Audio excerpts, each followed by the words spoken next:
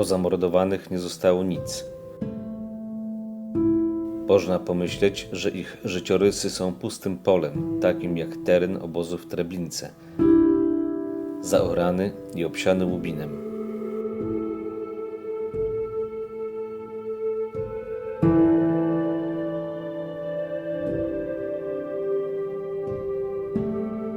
Imię i nazwisko to podstawowy ślad, który człowiek zostawia po sobie.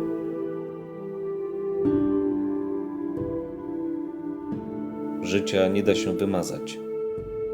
Odnajdywanie imion i nazwisk tych, po których miała pozostać pustka, jest misją Ewy i Pawła Sawickich.